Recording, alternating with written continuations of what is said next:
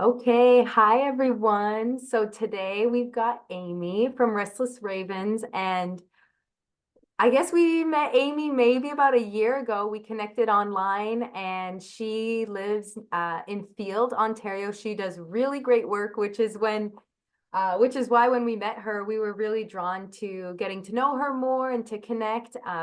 She does a lot of land-based skills, similar to us, but of course in her own unique way. And yeah, also lives in Northern Ontario, also has amazing offerings.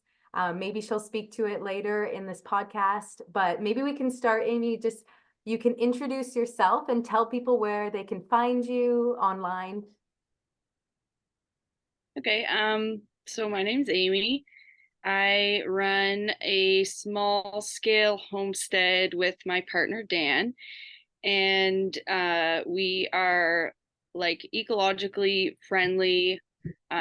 We don't like to use any like harsh chemicals, and we're careful about what we feed our animals and how we treat our animals. We like to do things regeneratively. Our main focus is on herbs. We make all different kinds of herbal products, but we do offer meat and eggs and produce and a lot of other things too. Um, and we recently started offering a mentorship program. So we've done some workshops in the past, but we wanted to kind of carry on what we were already doing, but more in depth because we found a lot of people, they just, once they kind of do one, they're like, I want to learn more. How do I learn about this? Or, um, so we have started the mentorship program, which runs throughout the growing season, where a few people will join us here. They'll camp out and we'll cover a broad range of topics, mostly around herbalism, but also about like around land-based skills, like hide tanning, soap making, candle making, seed saving, gardening, just kind of the basics. And yeah, so that's kind of what we got going on right now. And it's Restless Ravens. Maybe, do you want to share? I would love to hear the story of your name. Well, we have ravens around, and then I kind of thought of the restless part because we are always very busy. um, I think most people that kind of live this sort of lifestyle are very restless in a way. Like we never really stop working. And yeah, I feel like it just kind of suits what we got going on here. So that's kind of where the name came from. What's Mhm. the, can we get a origin story? What's your superhero origin story? Superhero slash like totally normal person. um, so I well, I grew up like not in this area. I grew up down south. I was raised on a farm, a commercial farming operation, and I was very into it as a kid. And then obviously, like you kind of get your heart broken sometimes when you have to eat your friends and different stuff like that. And um, just it kind of the commercial farming sort of made me, well, I went through a stage of like resenting farming because it just didn't make sense to me, like taking all this stuff from the earth and just like destroying it and not doing it in like a regenerative way. And it just didn't seem sustainable. And then I became like a crazy vegan for a little bit. And then I kind of got out of that because then I realized like this isn't really any better. Like I'm just buying food that's like getting shipped across the country, and what animals are they killing to grow these avocados or whatever, and like just it was very one-sided when I was in that stage and I didn't see the other side. And then I kind of came out of that and I was like, okay, if I'm going to eat meat, I'm just going to eat meat that's like hunted. And then it turned into like us raising our own meat, and I realized that there could be a middle ground of like doing things in a way that was more sustainable and like regeneratively. And yeah, I had growing up, I had like a lot of really bad like childhood trauma events and stuff that happened in my life. And I was a drug addict for a while, and then I was in a really bad car accident, and I like died and broke every bone in my body. And then I was in a wheelchair for a while and came out of that, and kind of turned my life around. Started to become very much more like spiritually aware, although I always kind of was. I think I suppressed it a little bit. And then after my accident, I became more aware of things, and I started to connect to the land more. And then I think I just started to find myself again with the land. And yeah, I think it saved me in a way. I couldn't see my life now without, like having some kind of connection, whether it's like living close to nature or like having a garden or whatever it may be. I just feel like that connection, it brought me back to earth, I guess. And yeah, I feel like, I don't know, I want to help share that with other people. So that's kind of, I guess, my crazy story. Did the accident, now looking back, does that feel like a catalyst? Yeah, it was definitely like a life-changing thing, and it definitely like propelled me into where I am now. Like I always kind of had an interest in like living more sustainably and stuff, but I think I just felt trapped, and like it was something that was never like attainable. And after all of that stuff happened and I started to kind of find myself again, it started to be more attainable. And yeah, and then like, I don't know, I just worked on myself and worked on trying to get there. And then in 2018 we got our place here, and everything just kind of fell into place. And yeah. Wow. I feel like we could just tease that apart for like hours. I feel like there's probably like so much gold in a story like that. Well, Yeah. I mean, I think, looking at the participants that come to our programs and probably people you interact with a lot as well, is the land and just land-based living, land-based knowledge. It's in some ways, how like it's all interconnected. So when we can reconnect with the land, we can address like emotional health, we can address mental health, physical health, purpose, meaning, in so many different spheres with kind of one place. So Jeff and I talk a lot about like, stacking your life. Let's be efficient and meaningful with the time we have, so that, we can spend our time well. And, time outside is just always well spent, and it can address so many parts of our life. So yeah, I guess maybe, would you like to share? So it sounds like you had one big step was buying the land. Do you want to maybe share other steps to get to where you were or where you are now?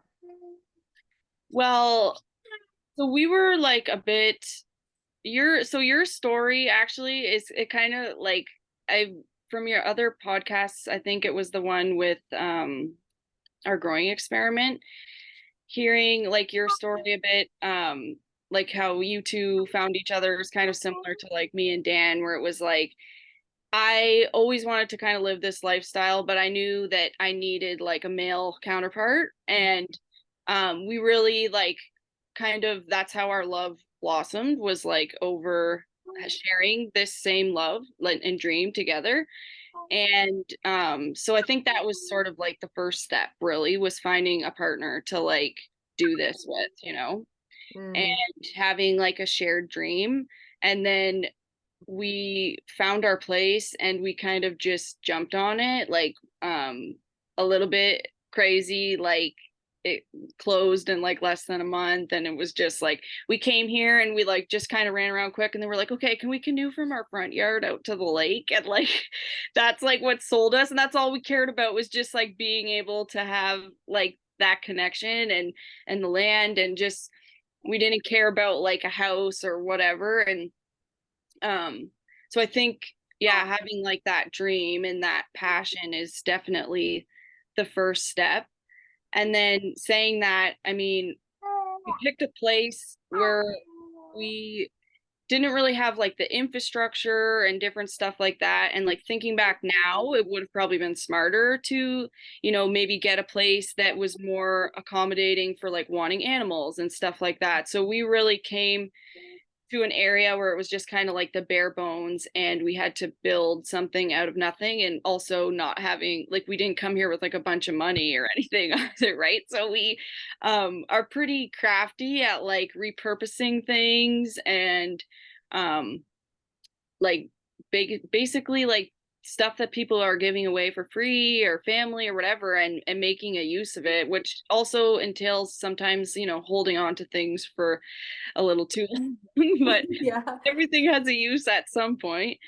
And so I think, yeah, having like a craftiness and like knowing how to, yeah, like basic building skills and stuff, just being able to like repurpose things and having like an imagination to be able to do that too. And then I had like obviously some growing skills coming here, but not like anything too like crazy in depth. And I think just like experimenting and not having like too high expectations on yourself, like especially when you're starting out, like it can be easy to fall into like a trap of like social media and like other people like seeing what they have going on and being like, oh, I want that right now. Like I want a tractor, I want a chicken coop, I want, you know, a garden, and I want this. But like you have to really do, I think, baby steps. I'm a really firm believer in that. And one, because it's overwhelming. Like I know when we first got our animals, we were kind of hesitant to like get animals because we knew that that was a really big commitment of like, okay, we get animals, we're not really able to like leave here as much as we were before, right? So that's like a huge responsibility. And then obviously like the more animals you get, the more it is to like ask on a friend to be like, hey, can you do my chores like a couple times a day? It's a lot, right? So I think the baby steps of just kind of like easing into things, trying out like what you like, figure out what you like, you know, like especially when it comes to growing food, I feel like it's fun to like experiment and try all different things, but then sometimes you'll find like when you're starting out, you grow all this different stuff and they're like, I don't even really like eating that. Like, why did I take all that space and grow that? Like, I'm just basically leaving it in the garden. I'm not eating it. It's just being wasted, right? So you got to figure out like, what are you going to use? What works good for you? What grows good for you? And a lot of that is just experimenting, right? So I think you have to kind of go easy on yourself and just in the beginning, like have fun, really. Like don't stress and just just play around and figure it out, right? Um, yeah, I'm a firm believer in baby steps. It's so funny, speaking of baby steps slash babies, when we're on this call, whenever we do these calls, I feel like she knows we're in like an intentional conversation, and she tries to speak way more than normal. So it's kind of funny. Well, it's funny because it's a big dichotomy too, because like Dariya is more the organized type, and I'm more the like spur of the moment. I'll come up with an amazing idea and like let's just execute right this moment with no planning. But it's I could relate to your story of if you guys would have waited for the animals and just some people, they're like kryptonite is waiting for the perfect moment, and then that never comes because there's never a perfect moment. There's only like now. And whether you decide to, you know, make it work or, you know, you make prepare for a better situation. But like if you guys would have had just waited and then expected perfection, or like got the animals and then just been like, oh well, this isn't perfect, or it's like, you know, oh, we don't have this, like, yeah, you got to be scrappy, you got to be like, okay, yeah, we took this on and now we have to figure it out. But if you like hold yourself to like too high of a standard, also you're either not going to start, or when you do start, you're just going to be like spend so much time being critical of like, oh, this isn't like the Pinterest post that I seen of I wanted our farm to look like. Yeah, for sure. That's kind of like with our place as well. Like we had like a few checks of things that we were like priorities for us, and it's the same thing. We're like nothing's perfect, you know what I mean? And if you just keep waiting for like that perfect place, you might never do it, right? Because you just may never find it. And sometimes you can just dive in and trust, and maybe that perfect place will, come out of that. Like you could build perfect, you can build what you want, right? You just have to work towards it. So yeah. Yeah, I would love to speak about diet and food with you, especially with, your homestead. And Jeff and I, we love talking about lifestyle, and food is definitely a huge factor. Again, it's kind of one of the what's that's the keystone to like a healthy embodiment when it comes to land-based relationship is the way that we eat our food, grow our food, the nutrition we put into our body. So I would love to hear about it. You spoke that you were a vegan and now where you're at, like that's a huge transition, and just quality of food impact, like why do you do what you do? Yeah, have you felt, health benefits of eating this way? And then maybe if you want to share, like, what does your daily, like, food, like, what do you eat seasonally, or your favorite foods, or anything around that topic? Um, so yeah, like I had mentioned, I was a vegan, and my reasons for being a vegan was I cared about the environment, and also I love animals. And a part of me, honestly, when I would eat meat, sometimes I felt like I could feel like the fear and stuff like in the meat, like it would make me sick almost. And I feel like now, like when we hunt and when we grow our own animals, I don't get that.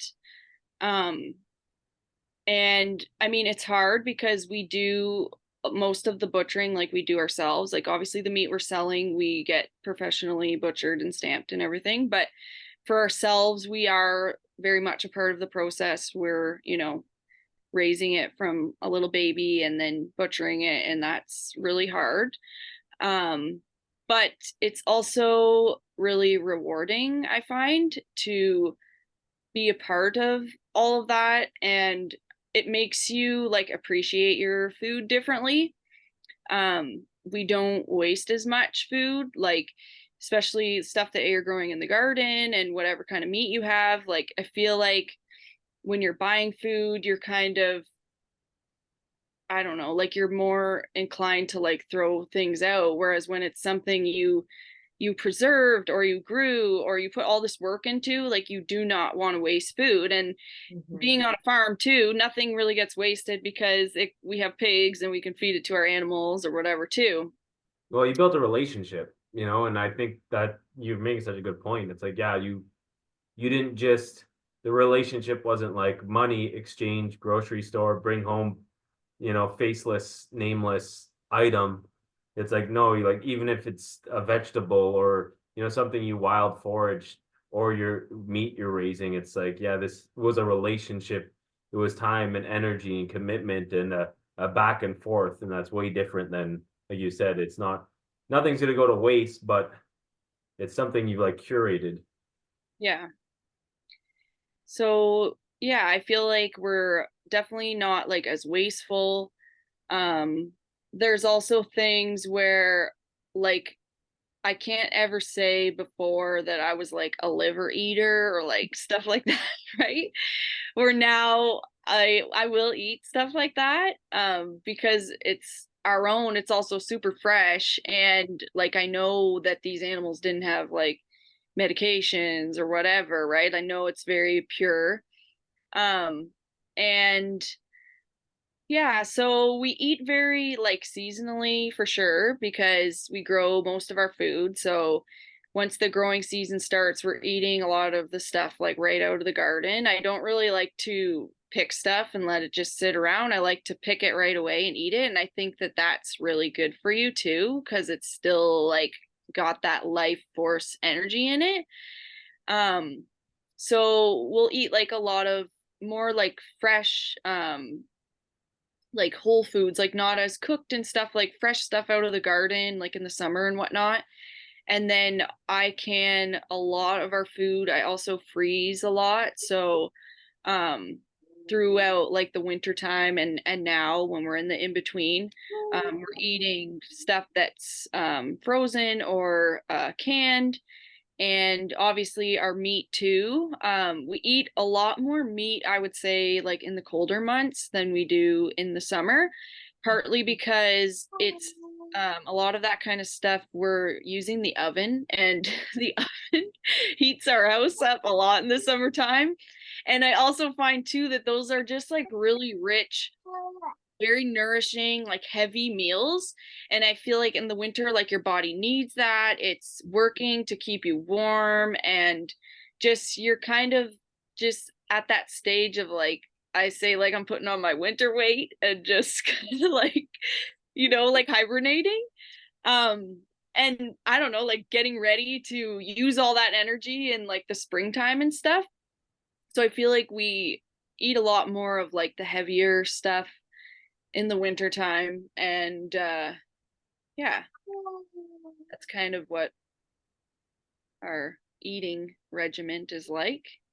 I'm curious, because when we talk a lot about the food we eat, because we include a lot of organ meats and just a lot of broths and all of that, just year round, but mostly in the winter, we get more animal based, Jeff and I for sure. And a lot of people are kind of turned off by it. I'm curious, in your journey, were you more open to it when you started growing your own and like having the relationship with your animals, or were you doing that before? It's like I grew up with it, so it was a bit like normal, but it's not like as a kid and stuff, you're not like, oh, give me some of that liver, right? Yeah. But I think when definitely when we started like doing it ourselves, it became more like appealing, especially because this was like your pet basically, right? And you're like, you don't want to waste anything. Like I'm out there like plucking the feathers off the birds for craft, like taking their feet and drying their feet and like wanting to keep as much as I can. And then I think too, when you learn more about like how good it is for you, that's also like a very like appealing thing.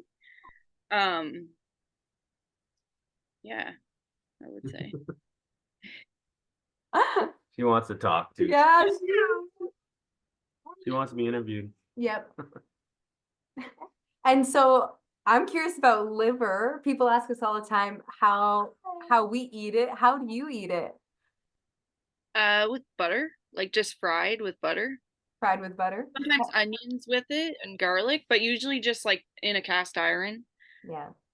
Yeah. And do you just like sear it fast and keep a little bit kind of raw in the middle?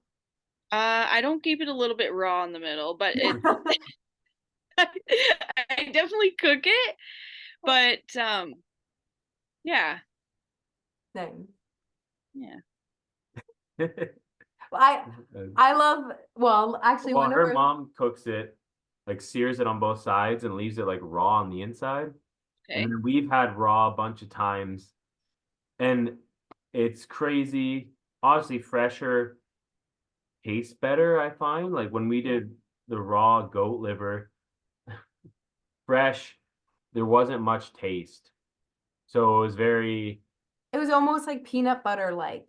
yeah, it wasn't gamey or organ tasting, but like when we get like beef liver, we'll put it like the way I've always done it is with onions, and then I like soak it in kefir.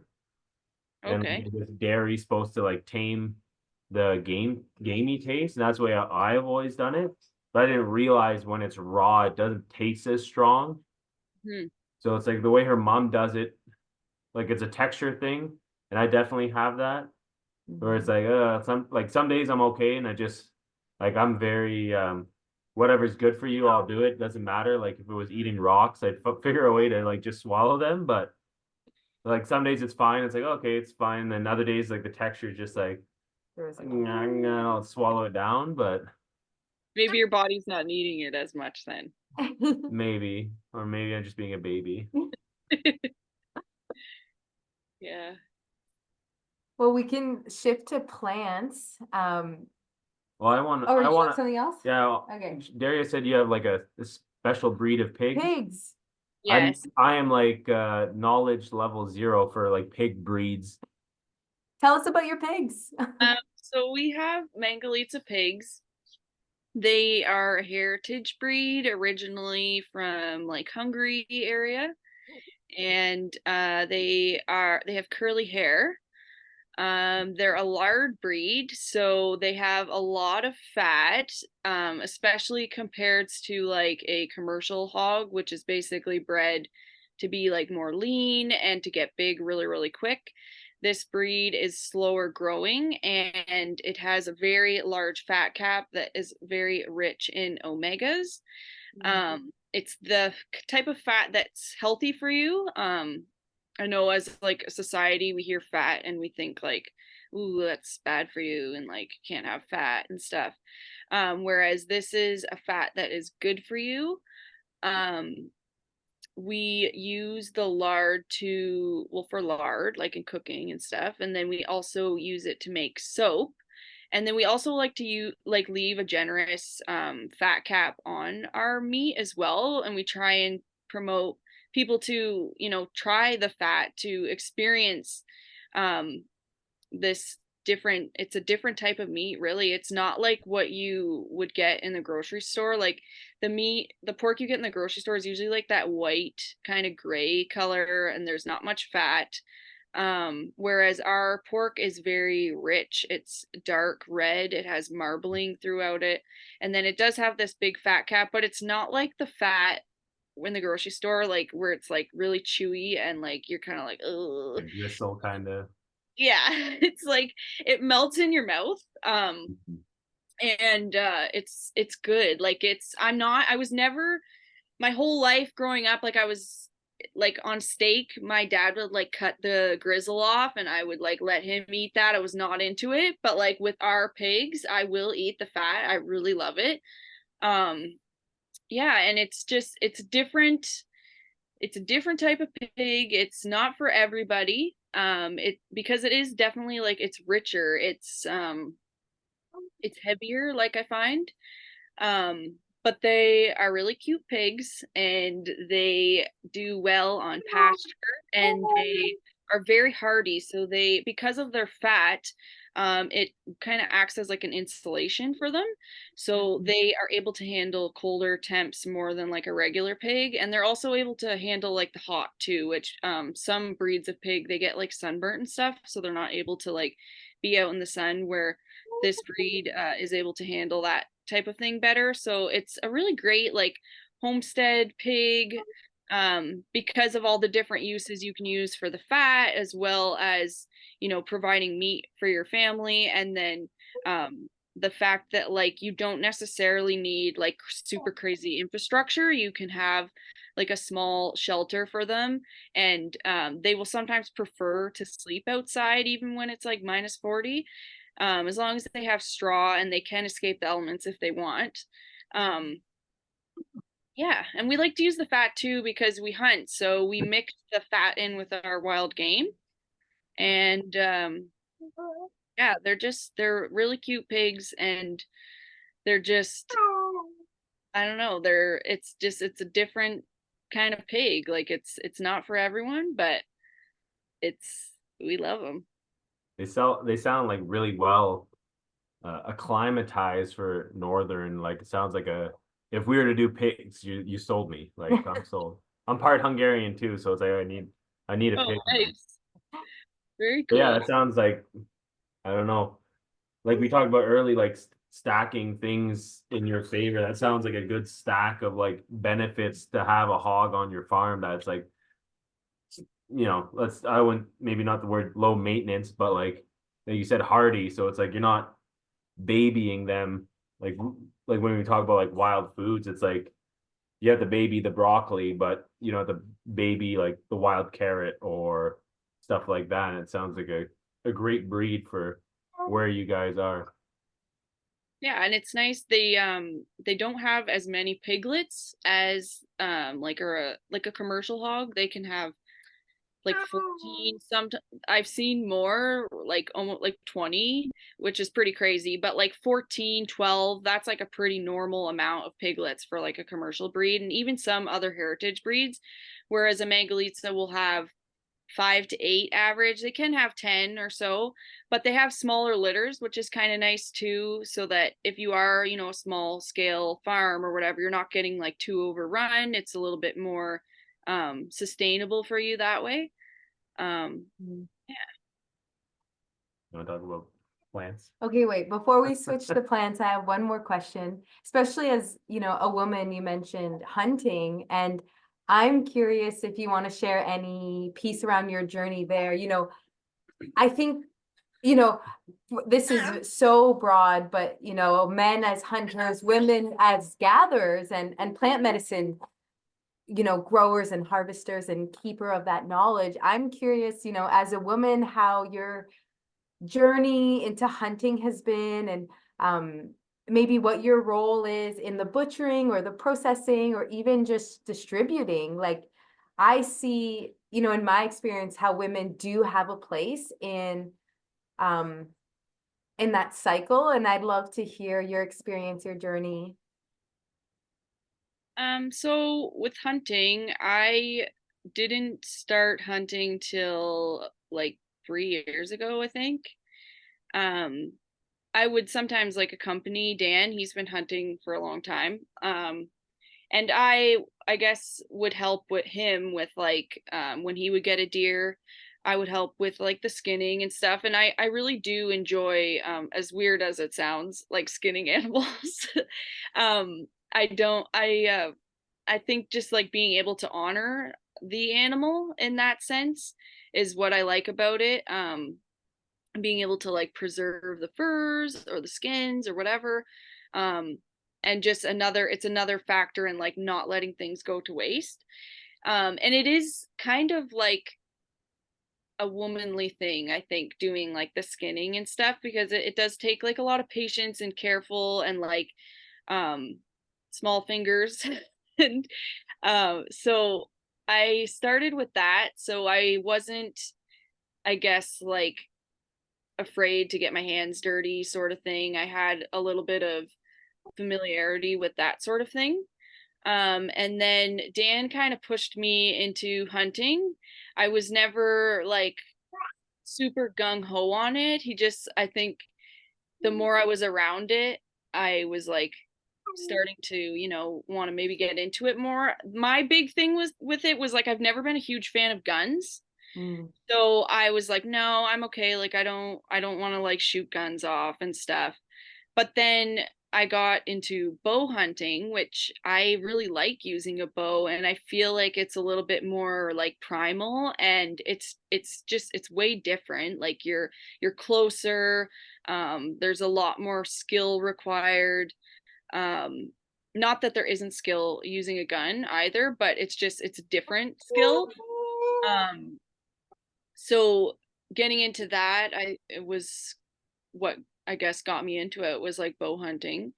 And I got my first deer a couple years ago, last year. Well, like not the season that just happened, but the year before, I got my first deer, and then like I was pretty hooked after that.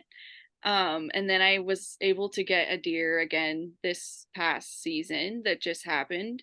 And I mean, the first time I think it was kind of like a beginner's luck sort of thing, you know, like I sighted in my bow and did all the right things and like did it right. But I think then my second year I had learned some other lessons that were important. Like um I had been sitting in my stand for a while and wasn't having any action, and Dan was going to work, so I was like, "Can I sit in your stand while you're at work?" So I went and sat in his stand while he was at work, but I kind of got cocky and I thought I knew all the distances. from his stand, and I didn't really know them, and I had a doe come out in front of me, and I had a doe tag, so I took a shot at her and I missed. It went over her. And I was like crying. I was so upset. I felt so horrible. I was like, what did I do? I could have injured her, and I felt horrible because it was stupid on me. I took a shot that I shouldn't have taken, and was like a good lesson of like, okay, you didn't hurt her, you didn't injure her. Now, how can you learn from this, incident? So then it was exactly, I think, a week after, same thing. He was at work. I wasn't having any action. I went and sat in his stand. And this time I brought the rangefinder, ranged in all the different trees and stuff to make sure like I knew what I was shooting before I was going to shoot at it, right? And a deer comes through. I was like, oh, it's going to be the doe again, right? And then I was like, I don't want to shoot her. Like, she probably has babies. I had a change in the whole thing, and I didn't want to shoot her. So I was very relaxed. And then it was a buck that came out, and I was like, oh my gosh, like, it's a big buck. And he stood at one of the trees that I had ranged in. So I knew exactly where he was. And I just trusted and like aimed it, lined it all up, and I got him right in the heart.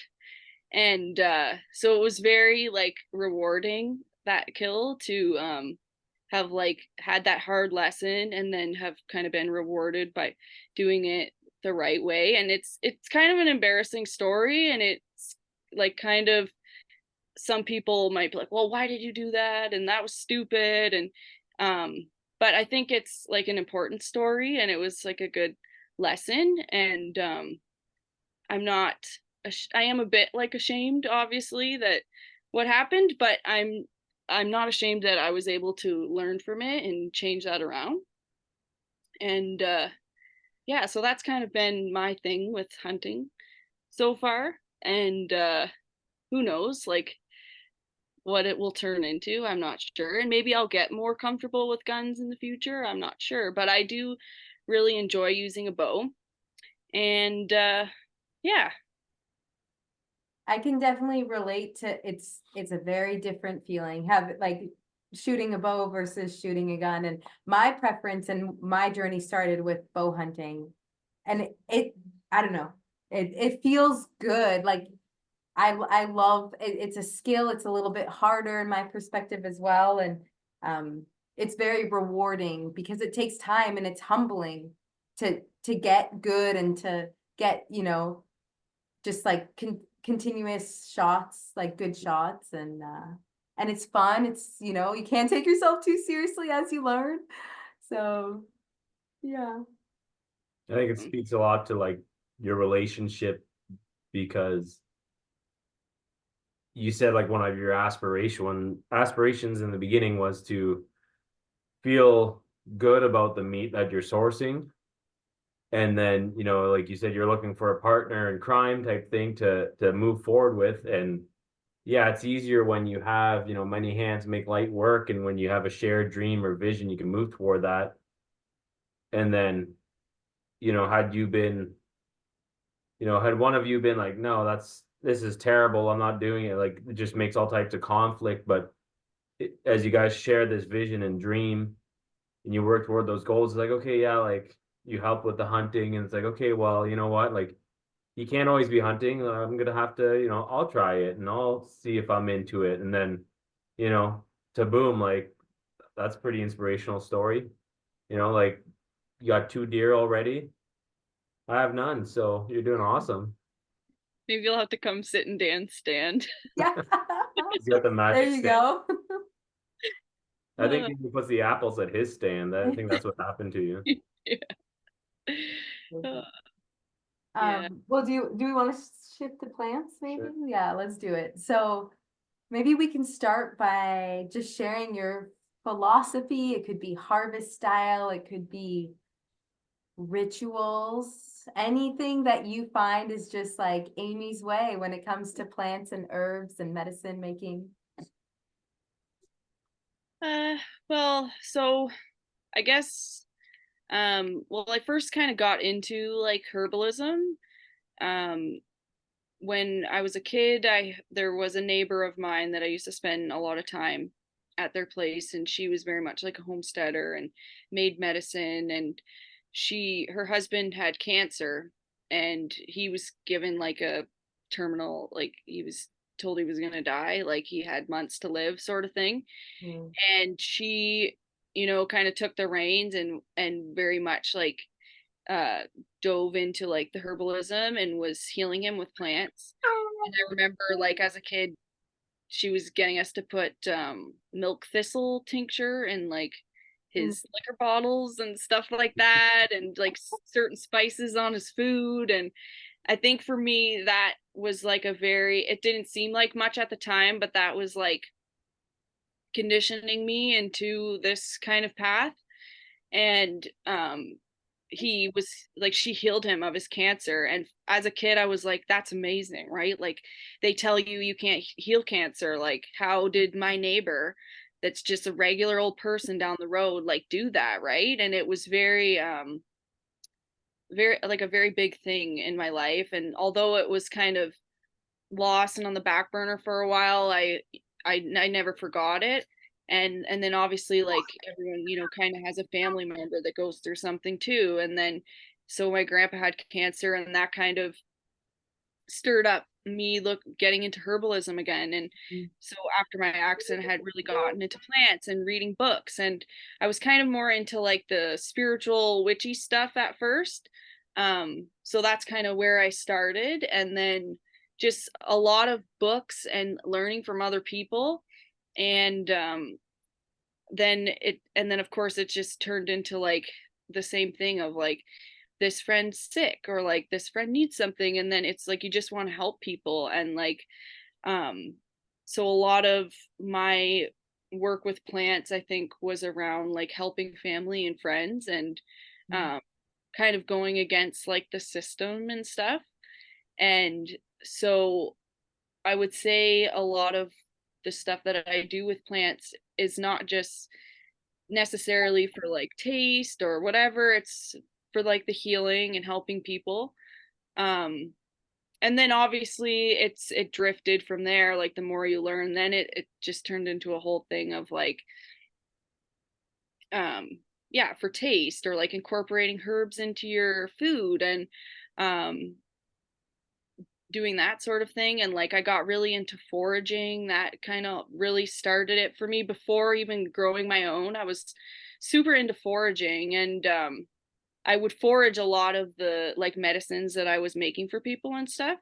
And then obviously as I started to like grow, I was like, how can I be more sustainable at this? Because I felt like um not that I wasn't doing things in like a sustainable manner, and I wasn't like over harvesting or anything. I just felt like not everybody can do this, like you can't all just forage a whole crap load of stuff. Like it's just not sustainable. I can do this in a better way. Like maybe I can take these seeds from these wild plants and grow them myself, or help spread seeds when I'm out harvesting, and start to build like that relationship with the plants. Of instead of just taking, I was figuring out ways of how not only could I have more for myself, but just also help the plants and help nature and the animals and stuff. So it definitely then, I think a lot of people when they start out, it's for your own selfish reasons or whatever, but then the more you get involved and the more you're in nature, the more you build this relationship, and then it turns into like this deep relationship of like you feel like you have to give back to like your environment and the plants. It's no longer just because you're trying to do it for fun or whatever. It's like it gets a lot deeper than that. So that's kind of how I started out or whatever. And then I also just became super obsessed with like being able to grow whatever, like every single thing that I could possibly grow, right? I just wanted to like collect all the plants and have like all the medicines. Um, and yeah, we used for a lot of our gardens, like when we were starting out here, I would just rip the sod, like go out there and just start ripping it, and that's a lot of work. And then we got pigs, and they're really good rototillers, so we would like tractor the pigs around where we wanted gardens, and then so they would rip the sod out and then fertilize it, and then obviously we'd have to go in with the tiller and like touch it up. But now our gardens, any of our gardens that have already like gone through that initial work, no longer get tilled, so we do like a no-till method. And we're just always constantly adding like compost and manure, and we like to use, you know, like comfrey tea, and like I'll take all my dandelions and leave them in a bucket and make like a tea out of that, and that's how we fertilize our plants. And for me, growing up, I like our garden growing up, and it's probably because my dad's like a cash crop farmer, but like very like monoculture, you know, rows. The tiller can fit through the rows, like, you know, that sort of sterile like garden environment. And I feel like when I first started gardening, I was very much like, has to be rows and has to be like this. I mean, I wasn't like tilling in between my rows because I was trying to use as much space as I could, but I was very much like, it has to be this way and that. And then over the years, it kind of has, it's still that a little bit, but I'm more relaxed, I think, in like some of my gardening, where I'm like, I'm going to throw a little bit of this there, or like I'm going to have these perennials in there because they're good for, you know, these pollinators, or they're going to keep this bug away that likes to eat this. And kind of a more permaculture approach to things. So I definitely like have some gardens that are kind of like a monoculture style, with more like of a regenerative approach, with like cover cropping and stuff like that, and intercropping. And then I have some gardens that are like more permaculture style. And my latest thing that I'm doing is I don't like the grass, so I am slowly like trying to just get rid of all my grass and just try and have like gardens everywhere. Like I have very many gardens, but I'm trying to have certain areas that are not pathways, that will be like a wild area that I'll plant native plants in, sort of like a meadow style, with like little maintenance, and just kind of like returning the land back to how it should be. But my goal is to kind of have just like walkways and stuff that are mulched or whatever, and then everything else just basically be gardens with like different levels and stuff to it, and just have like less maintenance to do it, like to keep up with it and everything, and just more plants and less grass. But that's kind of like a slow going thing. But yeah, that's kind of my approach to gardening and everything. Yeah, it boggles my spooked her. It boggles my mind that like the tilling, like people still till, and I like when I learned about like no till and like the permaculture stuff, like there's probably like more like 15 years ago plus maybe. It's just like boggles my mind. People are still tilling. It's like, oh my God, like this has been your garden or your farm for like 5 years, 10 years, 20 years. It's like, why are you still tilling? It's like one of those things that like you see it and it like kind of makes me like cringe almost. It's like, oh, why? Like there's a better way. And not to say like tilling's always bad, but yeah, like an operation like you guys or someone who's trying to do a small homestead, it's like set yourself up so you never have to till again, do less work. And just, yeah, just one of those like quirks. Every time I see someone tilling, I'm like, oh my gosh, there's a better way. Like you don't need to do this every year. I feel you on that. I'm curious about if you plant or harvest with the moon cycle, and if you have noticed any patterns just by your direct observation. I try my best to. I mean, sometimes there are other life factors and things that can obviously, you know, hinder that. But I definitely believe in the moon cycles. Like, for example, here I don't put my tender stuff out, like my tomatoes, my peppers, until after the full moon in June, because normally we get like a sneaky frost. Um, that always, it might not be in the forecast or whatever, but it always sneaks up, even though our last frost day is the end of May. Yeah, so I definitely see that sort of pattern. And then I try my best to like harvest as well with the moon cycles, and to give certain things like a full cycle before I were to harvest it, like especially incorporating it into medicine making. Like, for example, making a tincture, I will let it sit for a certain amount of moon cycles. um yeah, I think that definitely holds like power and things. I mean, there's a reason, like they have the Farmer's Almanac and stuff, right? And that goes by all like astrology, and that thing's been around for I don't know, like the 1800s or something. So I definitely believe in, yeah, planting with the cycles. That's something we're actually going to be talking about in my course. um I've made a booklet for all of the people who will be taking it, and one of the things that we talk about in the booklet is how you can plant with the cycles of the moon, and as well as the seasons and certain things that you do at certain times of the year.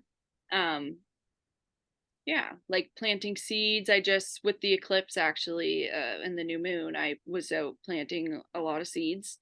Part of my little project I was telling you about with all the native perennials and stuff. And yeah, moving some plants around and stuff, because that's a good time to do that. Um, yeah. Have you played at all with any biodynamics? What do you mean by that? So like if you're aware of biodynamic farming, Rudolf Steiner. I've never heard of them. So it's permaculture. I would say it's permaculture, like if you're familiar with that, but now take like the esoteric spiritual. Like I haven't dived super deep into it because it literally feels like a master's degree to learn about it. But it's next level like esoteric stuff from Rudolf Steiner, who was like a Christian mystic channeler from like the early 1900s, and he's the one who came up with Waldorf schools.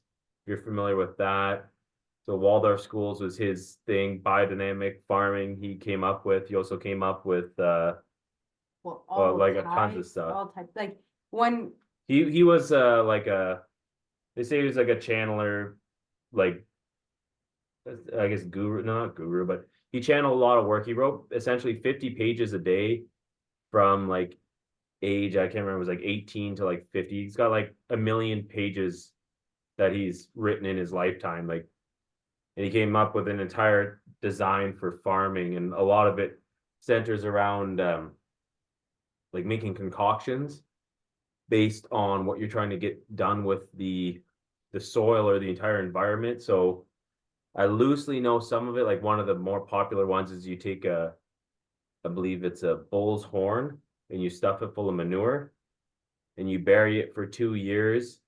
Then you take it out, and I think you make a solution from that. And on a certain day of the year, I think it's like a full moon or something, you spray it all over your area, and it's supposed to do something energetically. And then there's different concoctions and remedies for different outlooks that you're trying to have, and they're all based on time. It's like Farmer's Almanac, permaculture, and all those things like on steroids. another example of like one thing I remember reading in his book. So when he was speaking to like cooking or processing, like fruits, vegetables, mushrooms, he would say like to not use a knife in that process. So like ceramic.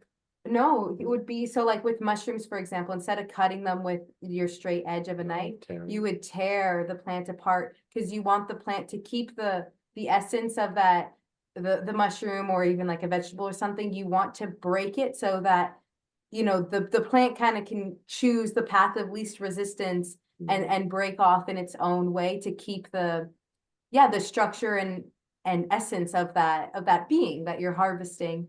So Yeah, it's he almost changed farming until leading up to World War II, and then chemical agriculture came in, and he was going to put them out of business, and they didn't like that. He came up with brass farming tools. So yeah, it's another example. he was convincing farmers to change their plows and their furrows to brass because the iron or steel based stuff actually oxidizes the soil. So when you rototill, not only you like messing up the bacteria and stuff like that, you're actually oxidizing those bacteria in the soil, and you're creating electric charge. So like we use ceramic knives, and like the big thing, and like if you ever follow any raw food stuff, is like you cut an apple with a ceramic knife, it's not going to brown as fast because you're not getting the atoms from the knife oxidizing the apple faster. So if you cut it with the steel knife, it's going to turn brown faster.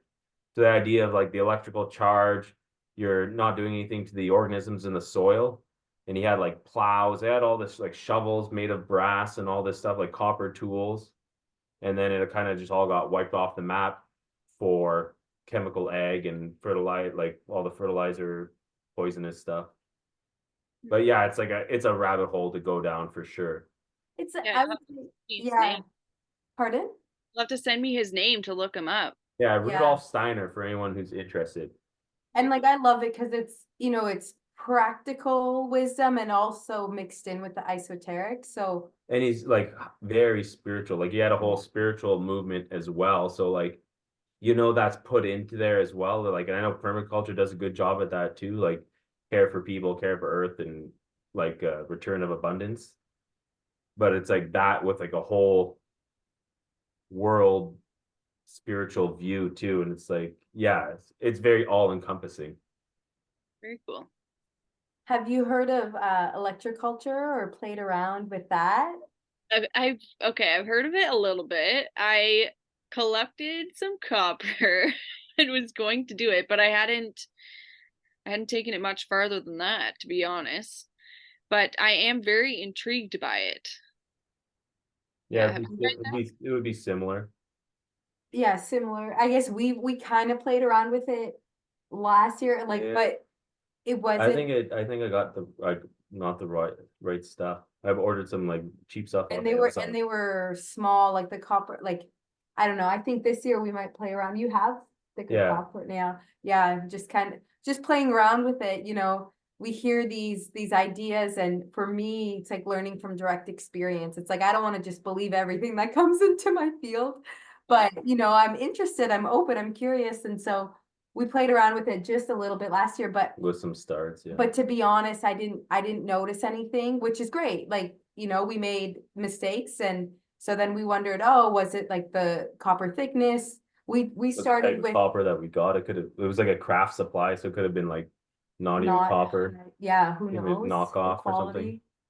So yeah, maybe this year we'll play around with it a little Some bit more. plans. Yeah. Yeah, I'd like to try too. I'm definitely intrigued by it. Mm-hmm. I've heard lots. What's that? I make jewelry out of copper, so I have like a lot of copper, and I am a firm believer in like the power of copper and being able to, I mean, we use it for like conducting electricity, so why can't it conduct other types of energy, right? So Mhm. I'm definitely a believer in that.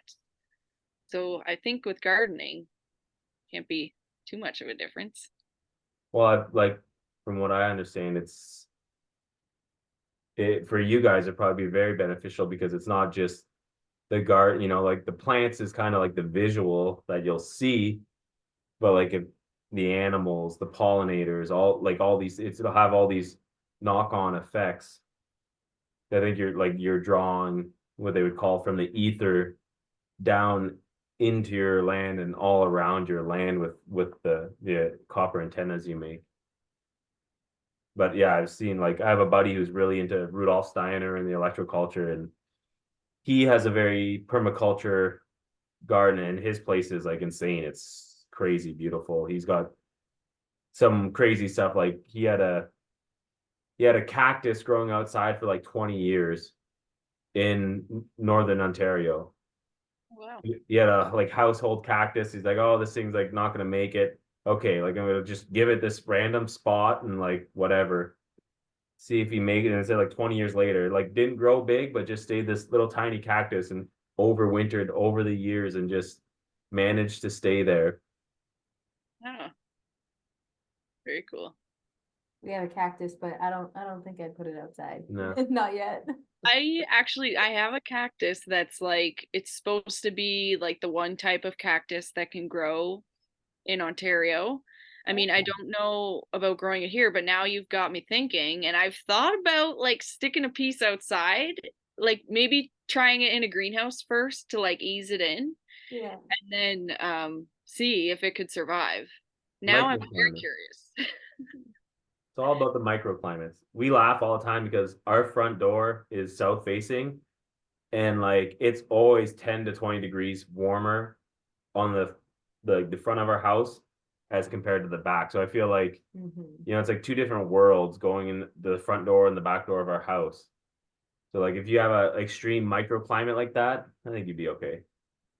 Yeah, we do actually. We're pretty lucky because we're close to the water that we get like some kind of a weird bubble effect or like a microclimate because I think of all like the humidity and stuff because of the water. So there's definitely times where like here we might not get a frost, but somebody like a little farther down the road might get one. So it's kind of neat that way. Yeah, whenever people ask me like, "Oh, when do I harvest this?" My people probably get annoyed, but I always say like, "It depends," like it, it's such a like, you can give them a general time of year, but there's when you spend a lot of time outside or like in a garden, you could literally be like our situation with our front and backyard. They're so different that it changes everything. So understanding microclimates and really getting to know one place. And that's why, I always tell people when we teach, whether it's like bird language or plants or even animal tracking, like you really want to get to know one place really, really well, because that's where like the true knowledge kind of stems from, right? If you're going, or just say you're like the extreme would be like traveling around the world and going to all these different landscapes, it's harder to pick up on the patterns of like the foundations of like nature cycles or like these core teachings. You can access more easily if you know get to know one place really well, which kind of ties into your program, your mentorship. It's like, maybe these people don't have the access to a place to observe, but you're bringing them in continuously over a period of time for direct observation, direct experience, and then they can themselves see those patterns. Yeah, that's the nice thing, yeah, that they're going to be here throughout like the whole growing season. And it's hands-on, so it's different than learning from a book. Like sometimes you can see something in a book and it shows you like that picture where it's like in full bloom or whatever. And then when you go into nature and depending like you're saying on the season or whatever, you could be right in front of this plant and have no idea because you're not familiar with it and all the stages. And that's why it's really important to, yeah, build that relationship. One thing that I tell people when I take people out is when you're first kind of getting to know stuff, like it's okay to just go and like sit with a plant or a mushroom and like see it at all different stages of growth, and then maybe like a year from then harvest it if you know it's not going to be like in danger of being over harvested or whatever, it's not rare. But to just sit with it and like you don't have to necessarily like pick something and eat it to experience a plant. You can sit with it, you can smell it, you can feel it. There's all different ways you can get to know it, and I think it's important to see it, when it's sprouting, and to see it when it's blooming, and then to see it when it's dying and when it's gone to seed, and to understand all of that. And it's more, I guess, like holistic too in a way. It's definitely important, and I think that's what's cool about the course is we'll be able to do all of that because we're going to be working in the spring all the way to the fall, so people will be experiencing like the full effect of everything rather than just here's the plants, this is them at their full bloom. let's harvest them and make something. It's going to be like a full process that people are fully like involved in the whole entire thing. So yeah. Yeah, I think like what we've seen too with people, it's like, oh, I know that plant because they've seen it in full bloom in the summertime and they see a beautiful flower, but like they We they take don't it- recognize it now, or like they don't recognize it right before it starts to flower or after it's flowered, or like so many times people are like, oh my gosh, yeah, I recognize that, but they just didn't realize it was the thing that they've been looking for, or they didn't see the different stages. Mhm. Yeah. Yeah, or how much you can also get to know a landscape early spring or late fall when you have all the dead matter. It's like, hey, you can still know what's growing in an area. So if you walk, like I love that, because in some, the snow melts and then there's this gap of time before, it really comes to life. And when we get out early spring to new places, if we're, just roaming or adventuring or just kind of scoping out new areas, it's like, you can see what's coming by seeing what was there last year, but you have to know the plant. And most people sadly just want to know the plant at one stage of the life cycle. And yeah, I love what you're offering, which is, yeah, I think if anyone's listening to this, check out their programs and they're offering. Maybe you can share with people other offerings that you have. I know you have your, not CSA, it's a community supported Community supported herbalism. It's still a CSA, but I said CSH because it's herbalism. So we used to offer it as like a custom subscription box. So people would sign up and they would kind of tell us their needs and we would cater the box specifically to that person's needs. That was amazing. I really enjoyed doing that for all the years that I did it. But because we're doing the courses this year, I've stopped with the custom boxes. I'm still offering CSA, CSH boxes on the side. They're not custom made. It'll just be whatever kind of offerings we have seasonally at the time. So we have that. And I make all kinds of different herbal remedies and products, salves, lotions, soaps and balms and tinctures and teas and seeds. We sell plants. We have a little farm stand and we offer our eggs and some other things like produce. We also have a little community seed library there that's free for people to use. We started that as a way to kind of give back to our community, as well as to collect seeds, like rare varieties, and be able to grow them and then give that back too. Like find these heirlooms that like maybe families are holding on to that like grow really well here.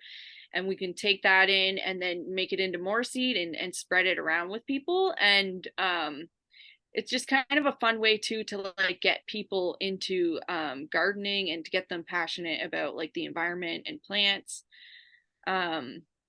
And then we have the mentorship program. We sell hatching eggs and ducks. We sell meat. We sell pigs. We kind of got our hands in a little bit of everything. And it's, yeah, we got a lot going on. We're pretty busy. We're restless ravens. But yeah, that's kind of what we offer. And I guess the easiest place for people to see all your offerings would be your website, restlessravens.ca. Yes, Yeah. on our website. We're on Instagram at Restless Ravens. We're also on Facebook if you look up Restless Ravens Homestead. I think that's pretty much it to find us. Yeah. Awesome. Do you have anything else? No, well, I got a chuckle because you have the same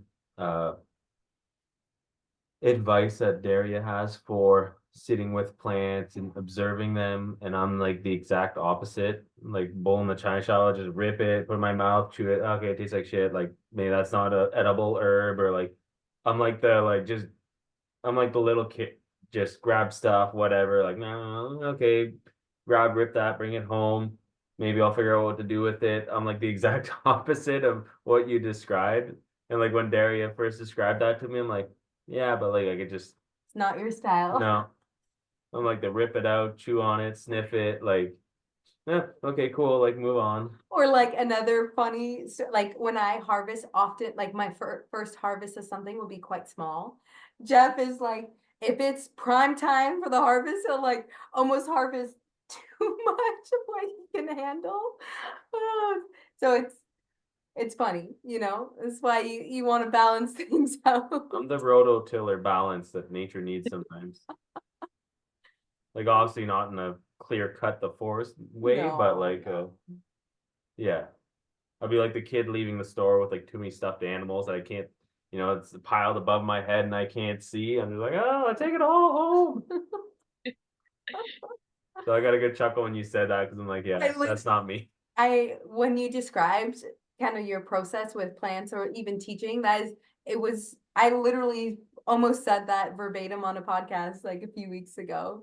And like, that's definitely, I can very much relate to that style, not only for myself, but when you teach to new people, right? Because it's a respect and like, take your time. And truly, I think it's probably the better way of anything is like observe, sit with it, be with it, because you don't know what download's gonna come.